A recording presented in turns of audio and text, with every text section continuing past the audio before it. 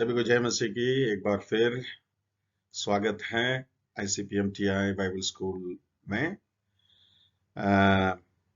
Systematic theology या सुसंगठित धर्मशास्त्र या धर्म अध्ययन के बाइबल संबंधित स्टडी में दूसरी पार्ट में हम लोग प्रवेश किए हैं। इस समय कुछ चीजें हम लोग जो सीखेंगे जो हमारे लिए, हमारे लाइफ के लिए, सेवकाई के लिए, बाइबल अध्ययन के लिए काम आएगा। चौथी पार्ट है बाइबल में कौन सी किताबें हैं। राइट, बाइबल में कौन कौन सी किताबें हैं वो तो आपको मालूम है, लेकिन इसका ये तात्पर्य है कि कैसा इतने सारे पुस्तकें बाइबल में आए हैं। राइट, सबसे पहले पॉइंट कैनन, कैनोन या कैनन। कैनन शब्द जो है यूनानी शब्द है। कैनन का मतलब है लॉ या नियम या व्यवस्था। इसका अर्थ है, देखिए बाइबल में कौन सी पुस्तक है का प्रश्न कैनन का प्रश्न कहलाता है। कैनन शब्द का अर्थ माप या मापदंड है। बाइबल के संबंध में, बाइबल के पुस्तकों के संग्रह के बारे में बताता है कि जो आधिपत्य तथा अधिकार के परख को जारी करता है। इसको यह भी अर्थ है कि वे पुस्तकें हमारे जीवन का मापदंड है। सिंपल तरीके से आप समझ लो, सैकड़ों पुस्तकें उन दिनों में बाइबल के साथ जुड़ने के लिए लाए गए थे, लेकिन किसी मापदंड के द्वारा, यानी कि वहां पे आए हुए परमेश्वर के लोग कितने दिन तक उपवास रह करके, प्रार्थना करके और उन पुस्तकों को पढ़कर, और उन्होंने जो मापदंड रखा था उसके अनुसार, उसके अंतर्गत जो आया है, उन पुस्तकों को उन्होंने बाइबल में जोड़ा। अन्यथा इसके अलावा अगर आप सोचेंगे तो कई सारे पुस्तक है, जैसा हानोक की भविष्यवाणियां, ऐसा एक बुक है। थोमा रचित सुसमाचार, ऐसा बुक है। यहूदा रचित सुसमाचार, ऐसा भी बुक आया था। इग्नेशियस का पत्रियां, ऐसे आए थे। या फिर मरियम के लेख, ऐसा बहुत सारी चीजें हैं बाइबल के बाहर। ठीक है।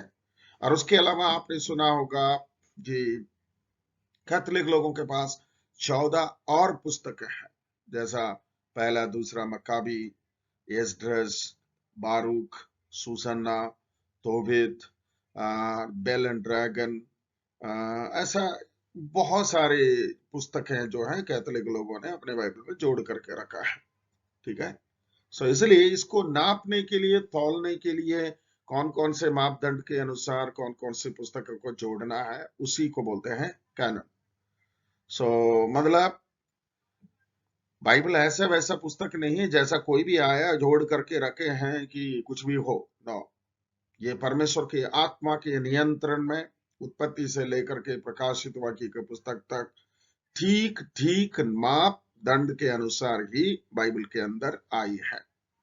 और दूसरी पॉइंट जो है कैनोन का परीक्षण, कैसा परीक्षण करके उन्होंने ये रखा। ये देखिए, यह याद रखना आवश्यक है कि कुछ किताबें जांच में डाले जाने से पहले ही से कैनन में थी। कुछ पुस्तकें थी कि बाइबल के अंदर, लेकिन उसे उन्होंने जो जांच के लिए, जांच पड़ताल के लिए नियम कानून और क्वेश्चनर जो बनाया, उसके अनुसार उसमें से ये करने से वो बाहर निकलना पड़ा। उदाहरण के लिए कुछ चीजों में मूर्ति पूजा, मृतकों के लिए प्रार्थना करना, राइट, आदमी मरने के बाद उन्हें स्वर्ग जाने के लिए परमेश्वर से या स्वर्गदूतों से या फिर अन्य संतों से विनती वगैरह करने के बाद जो है उसको निकाला गया, क्योंकि बाइबल के मूलभूत शिक्षा के आधार पर जो था उसे परीक्षण में वो पास हो गया। जांच केवल ये प्रमाणित करना है कि इनके पहले से ही कैसा कैनन था। इसी तरह ना तो कलीसिया ना ही किसी सभा ने किसी पुस्तक को कैनन या अधिकृत बनाया। यहाँ तक कि पुस्तक अधिकृत था या यह था कि जबकि यह लिखा ना गया था। इसका यह मतलब बाइबल का कानून तो AD 397 में, यानी कि 397 में। सो इसमें ये भी टाइम रखी गई है, फलाना समय से लेकर के फलाना टाइम के बीच में लिखी हुई पुस्तकें होना चाहिए। जैसा यीशु मसीह के प्रेरित, लास्ट प्रेरित जिनका डेथ हुआ है, यूहन्ना प्रेरित, वो AD 100 ईस्वी सन 100 माना जाता है, 96 से लेकर के 100 तक माना जाता है। उसके बाद आए हुए पुस्तकों को रिजेक्ट किया गया।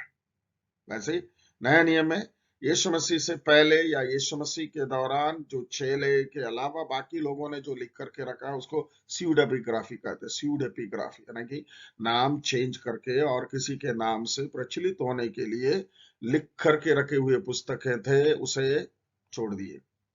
जैसा कुछ पुस्तकों में कहानी है कि यीशु मसीह बालक के रूप में खेलते थे, खेलते खेलते किसी बच्चे को मार दिया, वो मर गया, फिर उसके नथनों में फूका तो वो जी उठा। ऐसी कई सारे, क्या बोलना चाहिए, मिथ्या जैसा कहानियां पाए जाते हैं। ऐसी पुस्तकों को उन्होंने रिजेक्ट करके रखा है, याद रखिए।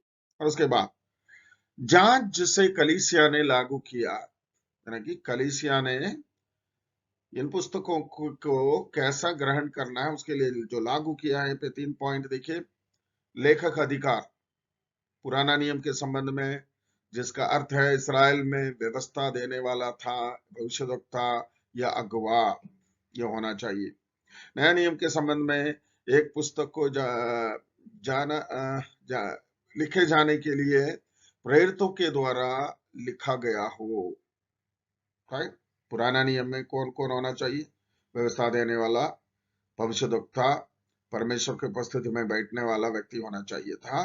नया नियम में प्रेरितों के द्वारा नियुक्त व्यक्ति या प्रभु यीशु मसीह के द्वारा नियुक्त एक प्रेरितों में से या चेलों में से कोई एक व्यक्ति के द्वारा लिखा होना चाहिए। इसमें आप देखते हैं लूका कहीं का प्रेरित नहीं था, ना प्रभु के चेला था, लेकिन उसके लिए कानून है ना, जिस कानून के तहत वो जो आता है वही अंदर आ जाएगा। दूसरे शब्दों में इसे प्रेरिताई हस्ताक्षर या प्रेरिताई अधिकृत होना चाहिए। लूका पौलुस से अधिकृत व्यक्ति था। ओके, पतरस उदाहरण के लिए मरकुस का साथ तथा पौलुस का लूका के साथ था। ये आपको याद रखना जरूरी है, यानी कि परमेश्वर का एक प्रेरित के द्वारा अंगीकृत व्यक्ति होना जरूरी है, ये आप याद रखिए। दूसरा पॉइंट, भीतरी प्रमाण, ठीक है, अंदर के, इस बोलते इंटरनल एविडेंस कहते हैं। विशेष चरित्र जैसे प्रेरित तथा अधिकृत प्रमाण उनके लिए स्वयं पुस्तक में से ही दिया जाना चाहिए। पुस्तक के अंदर से उसके लिए सबूत निकलना चाहिए। और एक साधारण पुस्तक से अलग परमेश्वर के प्रकाशन को बताने वाला पाठकों को स्वयं द्वारा प्रशंसा करने वाला होना चाहिए। राइट? हिंदी में आपको समझ में आ रहा है? राइट? साधारण पुस्तक से अलग परमेश्वर के प्रकाशन को बताने वाला पाठकों को स्वयं द्वारा प्रशंसा करने वाला होना चाहिए, ना कि प्रेरित, प्रेरणा प्राप्त पाठकों के लिए परमेश्वर की तरफ से देने वाला व्यक्ति होना चाहिए। तीसरी बात, कलीसिया का फैसला, यानी कि कलीसिया का फैसला मतलब उन दिनों में कलीसिया के बिशप लोग, जैसा मैंने, शायद आपने सुना होगा, उन दिनों में बाइबल आने से पहले 5 मसीही सेंटर थे, क्रिश्चियन सेंटर, यरूशलेम, रोम, अंताकिया, सिकंदरिया और कॉन्स्टेंटिनोपल। सिकंदरिया या अलेक्जेंड्रिया। यरूशलेम, रोम, एंटियोक, अलेक्जेंड्रिया एंड कॉन्स्टेंटिनोपल, ये तीनों क्रिश्चियन सेंटर थे, पांचों। और इन पांचों सेंटर के बिशप लोग आकर के निर्णय में वो एक साथ आना चाहिए, उनके निर्णय ही निर्णय माना जाता था। ओके। और चौथी बात, कानून की बनावट, किसने, कौन, यानी कि कौन से टाइम में, कौन कौन से उद्देश्य से, कौन कौन से पॉइंट से कानून को बनाया। देखिए, कानून बनावट करता है कलीसिया द्वारा कानून पुस्तकों को पहचानना, इसके लिए समय लगा। कुछ कहते हैं कि पुराना नियम की सभी पुस्तकों एजरा के द्वारा 5वीं सदी ईसा पूर्व में एकत्रित तथा स्वीकृत की गई है।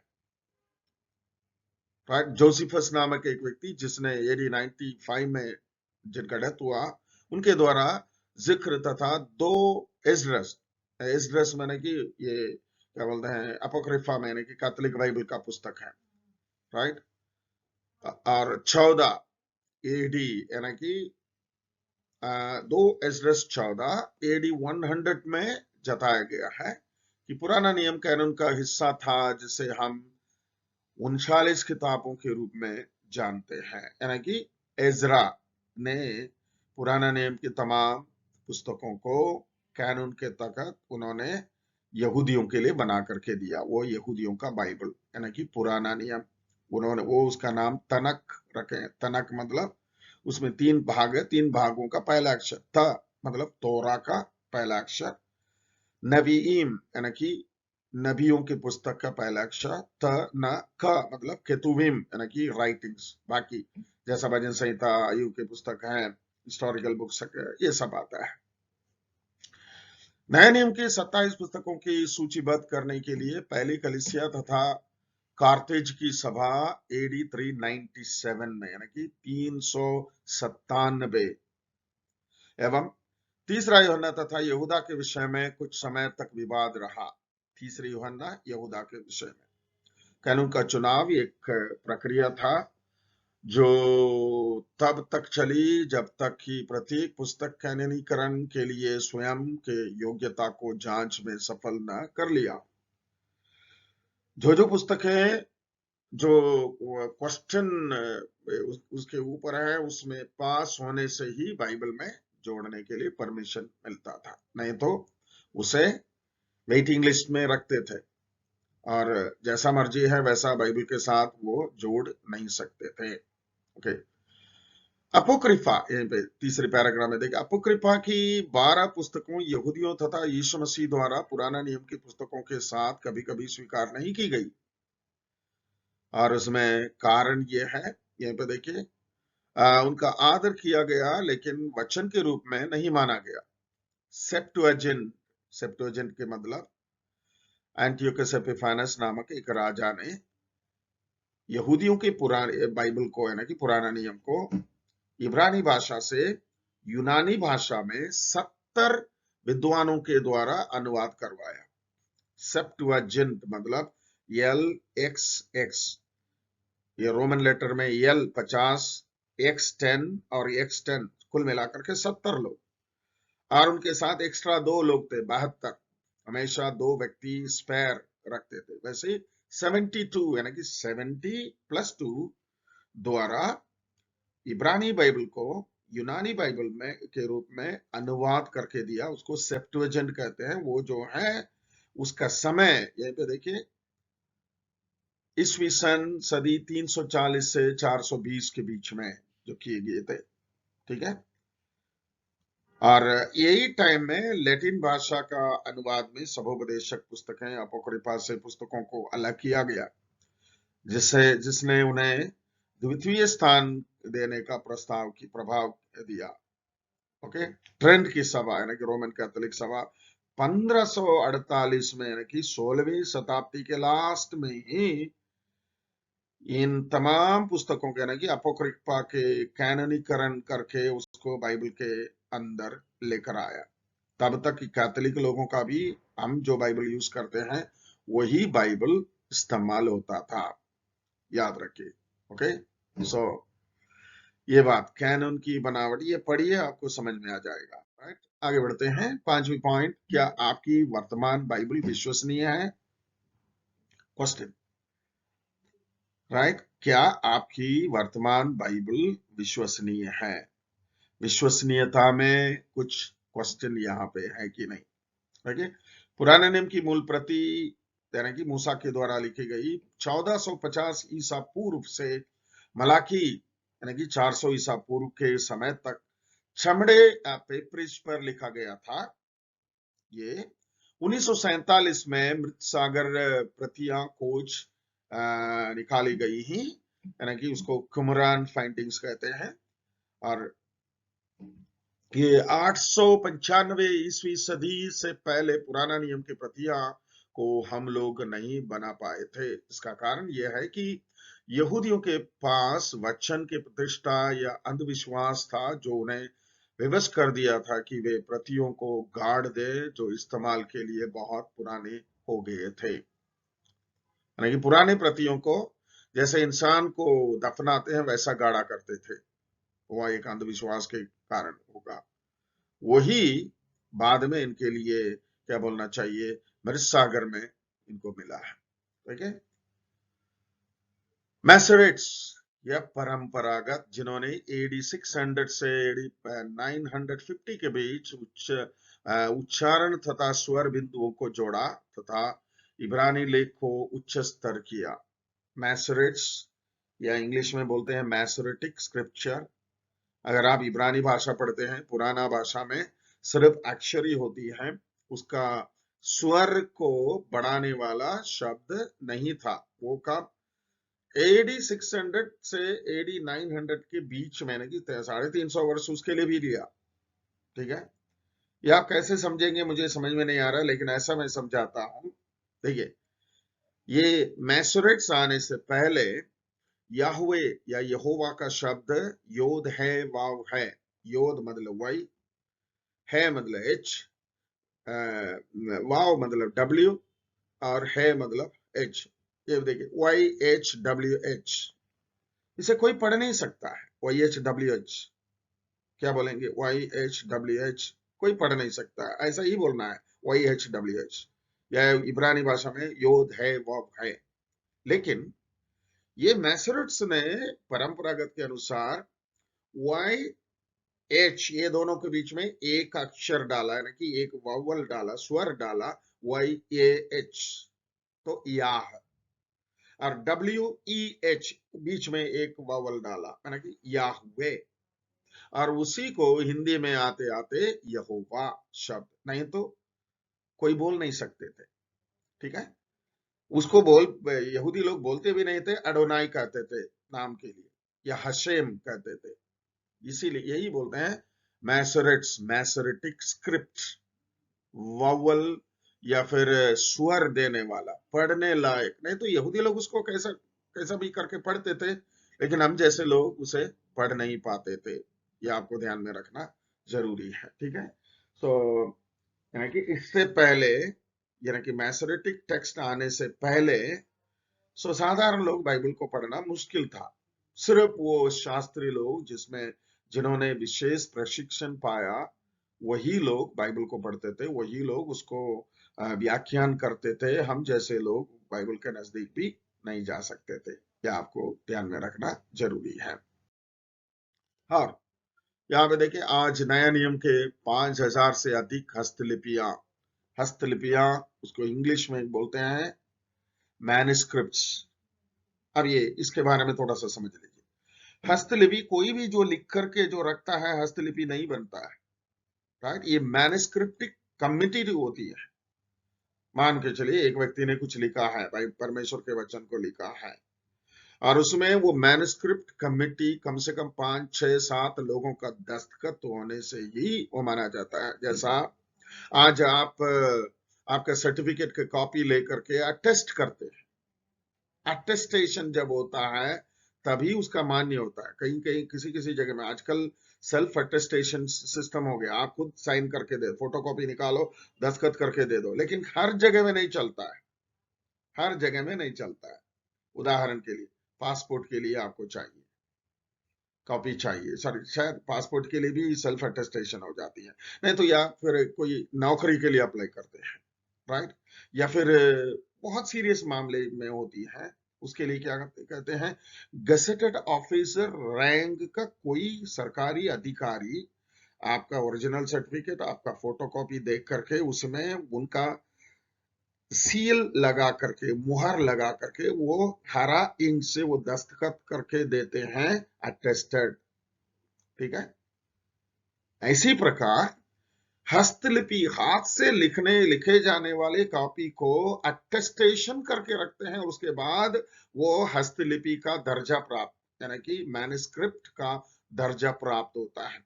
ऐसी दर्जा प्राप्त अधिकृत मैन्युस्क्रिप्ट जो है 5000 से अधिक हमें मिला है।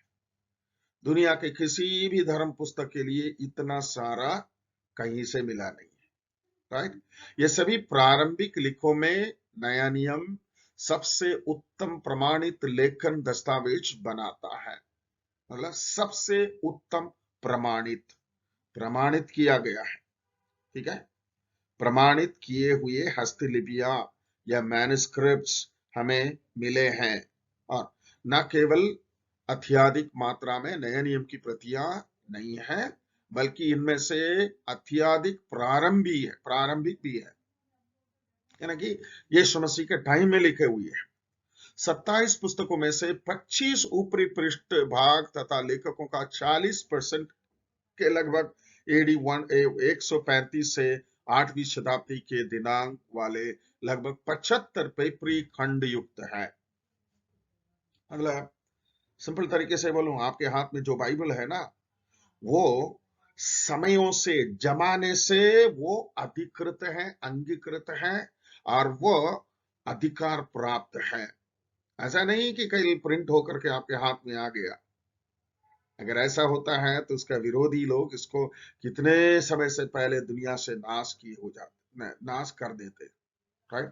सभी दस्तावेजों तथा इसके साथ किए जाने वाले विद्वानों का कार्य हमें अनुशासन देता है कि हम आज नया नियम के एक बिल्कुल सही तथा विश्वसनीय लेख को आगे बढ़ा रहे हैं। हम जो विश्वास करते हैं भाई, वो साधारण चीज नहीं है। परमेश्वर ने अंगीकार किया है, इंसान ने अंगीकार किया है, बड़े बड़े वैज्ञानिकों ने अंगीकार किया है, क्योंकि ये साधारण इधर उधर से निकले हुए गलत चीज नहीं है।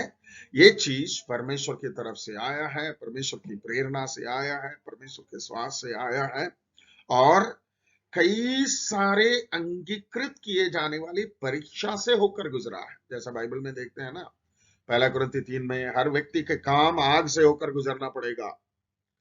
वो काम अगर घास भूसा जैसा, लकड़ी जैसा होता है तो राख बन जाएगा, लेकिन सोना चांदी और बहुमूल्य पत्थर जैसा हो जाएगा ना, वो आग से होकर गुजरेगा, उसका मैल खत्म हो जाएगा और चमकेगा। वैसे ही परमेश्वर के वचन जितने परीक्षा से होकर गया था उतने अधिक चमकता है। ओके, और उसका लास्ट पार्ट आप देख लीजिए। बाइबल का धर्म सिद्धांत और हिंदू शास्त्र के साथ उसकी विषमता क्या क्या है, ठीक है। और हम लोग ये साबित करने के लिए नहीं है ये वो बेकार है, नहीं, लेकिन थोड़ा सा, क्योंकि हम लोग ऐसे लोगों से बात करते हैं, ओके। सो इसलिए थोड़ा सा आप समझ लिए भाई। पहले से मसीहत 66 प्रेरणात्मक किताबें हैं जो बाइबल का निर्माण करती हैं, जो पुराना नियम 39, नया नियम 27 पुस्तक में बांटा गया, जिसमें 1500 से अधिक वर्षों से लिखा गया। परमेश्वर के प्रकाशन मानी जाती है तथा विश्वास एवं प्रयोग के लिए अंतिम अधिकारी है। फाइनल अथॉरिटी, हमारा लाइफ का फाइनल अथॉरिटी परमेश्वर का वचन। कहीं भी कुछ भी प्रश्न हो जाता है, वचन क्या कहता है यही हम देखते हैं। इंसान जो कहता है, बड़ा आदमी क्या कहता है, उसके बारे में हमारी कोई परख नहीं, राइट। वचन में हमारे लिए क्या लिखा है ये आपको देखना है। और यहाँ पे हिंदू शास्त्र 2000, राइट, इसका मतलब 1400 BC से 500 AD से अधिक वर्षों में बहुत सारे लिखे गए। इन्हें दो वर्गों में बांटा गया, स्तुति एवं स्मृति। स्तुति या जो सुना गया है अनंत सच्चाई की ओर अंकित करता है, जिसे ऋषि मुनि या साधुओं देखा या सुना। वे स्वतंत्र हैं कि किस देवता या मनुष्य के साथ वे वार्तालाप करते हैं।